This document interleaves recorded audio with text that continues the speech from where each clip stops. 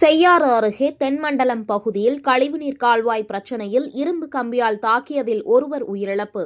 திருவண்ணாமலை மாவட்டம் செய்யாறு அருகே தென் தண்டலம் பகுதியைச் சேர்ந்தவர் கோதண்டன் சத்யா பாளையன் என்பவருக்கும் கழிவுநீர் கால்வாய் பிரச்சினை காரணமாக கடந்த 4ஆம் தேதி இருவருக்கும் வாய் தகராறு ஏற்பட்டு கைகலப்பில் முடிந்தது.